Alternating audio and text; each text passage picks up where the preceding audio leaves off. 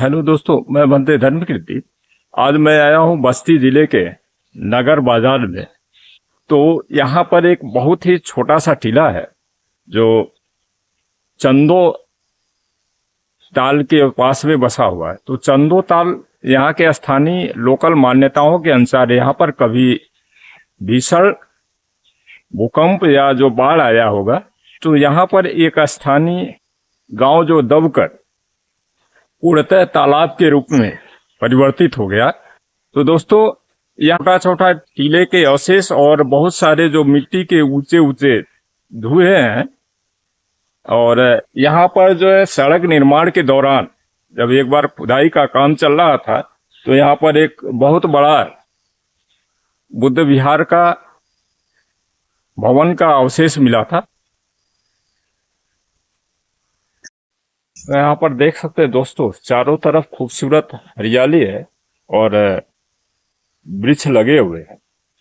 और यहाँ पर मेरे ठीक पीछे जो है एक बहुत सारे यहाँ पर जो है मिट्टी के ढेर हैं, और इसके नीचे यहाँ पर ईंटों के ढेर आज भी दिखाई देते हैं।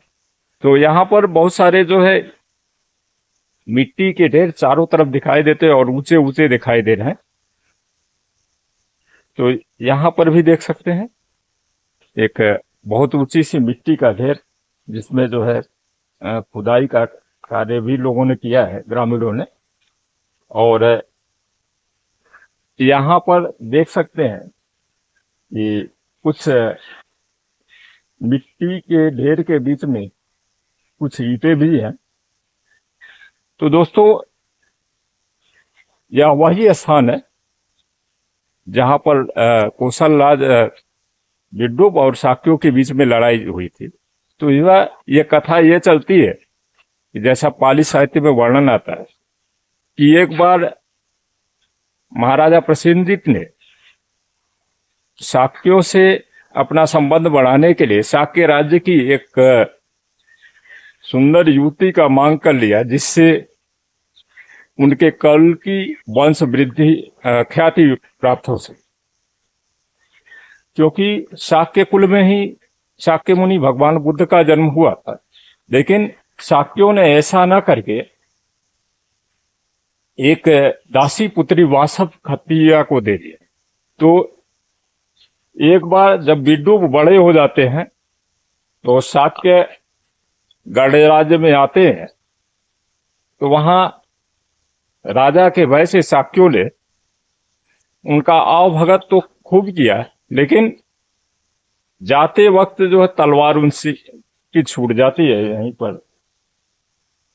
तो एक सैनिक को वो भेजते हैं, और सैनिक जो जाकर वहां का जो नजारा देखता है, उससे बिड्डूब को काफी क्रोध आता है, और जिसके कारण उन्होंने इस स्थान का शाक्यों के विनाश का निर्णय लिया, और इसी स्थान पर यह लड़ाई हुई। और रास्ते में जाते वक्त नदी के भीषण बाढ़ के कारण उनकी मृत्यु हो जाती। तो संभवतः यह जो गांव वाले की कथा कहते हैं, तो पाली साहित्य में जो वर्णित कथा है उसी के अनुसार जो है यह सत्य होती है। क्योंकि इस स्थान पर इसी के बगल में जो है चंदो तालाब बहता है। तो दोस्तों, यहाँ पर एक देख सकते हैं कि बहुत ही ऊंचा टीला है, और टीले के नीचे हो सकता है कि कोई भव्य महाविहार हो या बुद्ध स्तूप के अवशेष हो। तो इस तरह के टीले पूरे जंगल में बहुत सारे बिखरे पड़े हैं। यहाँ पर देख सकते हैं कि एक मैं टीले के पास पे खड़ा हूँ, और यहाँ बहुत सारी ईंटों के टुकड़े का अवशेष जो बिखरा पड़ा है, और काफी अच्छी खासी संख्या में है।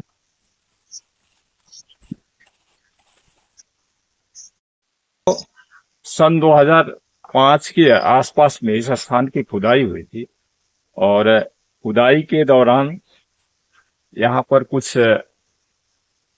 एक बुद्ध विहार का बहुत बड़ा जो है अवशेष मिला था। और अभी भी यहाँ पर जो है खेत में कुछ ईंटों के टुकड़े जो है हमें दिखाई देते हैं, जो चारों तरफ बिखरे पड़े हैं। यहाँ पर देख सकते हैं। तो दोस्तों, यह वही स्थान है जहाँ पर सन 2005 में खुदाई चली थी, और खुदाई के दौरान एक बहुत बड़े जो है बुद्ध विहार का अवशेष मिला। लेकिन अभी यहाँ पर जो ग्रामीणों ने क्या किया, कब्जे करके यहाँ पर जो हाथी घोड़े रख दिए हैं और इस स्थान की पूजा करने लगे। तो यहाँ पर जैसे कि हर एक बुद्ध स्थानों पर लोग अवैध कब्जा करने की कोशिश करते हैं, उसी तरह से यहाँ पर भी हुआ है। अब यहाँ से थोड़ा डाउन जाने के बाद नीचे, तो यहाँ पर देख सकते हैं इस स्थान की ऊंचाई कितनी है। तो उसी से पता चल जाएगा कि यह अपने समय में एक बहुत बड़ा जो है बुद्ध विहार का अवशेष रहा है। यहाँ पर देख रहे हैं दोस्तों, अब मैं टीले से नीचे आ चुका हूँ, और नीचे आने के बाद कम से कम इसकी हाइट का अनुमान लगा सकते हैं कि कम से कम यह 4 से 5 फीट ऊंची जगह है। और चारों तरफ यहाँ जंगल का वातावरण है, जिससे यह स्थान और भी सुरम्य हो गया है। और भारत सरकार ने इसी स्थान पर एक पक्षी विहार का भी निर्माण किया है। यहाँ पर देख रहे हैं कि यह समूचा एरिया यह वन विभाग का है। तो बिना वन विभाग के परमिशन से इस स्थान की खुदाई नहीं संभव है। तो चारों तरफ भव्य टीले और ईंटों के अवशेष यहाँ पर सर्वत्र बिखरे पड़े हैं। तो इस स्थान की पहचान का श्रेय वेनसांग की यात्रा विवरण के अनुसार कर्नल एसी कार्लायल और वेनसांग की जीवनी के अंग्रेजी में अनुवादक रहे कर्नल हिल ने की थी। तो यहाँ पर दोनों चीनी यात्री फैयान और वेनसांग आए थे और अपनी यात्रा विवरण में इस स्थान का उन्होंने वर्णन किया है। और इस स्थान के ठीक थोड़ी बगल में ही चन्नो तालाब बहता है। क्योंकि पर्याप्त यहाँ जंगल और झाड़ है, इसलिए यहाँ पर जाया नहीं जा सकता।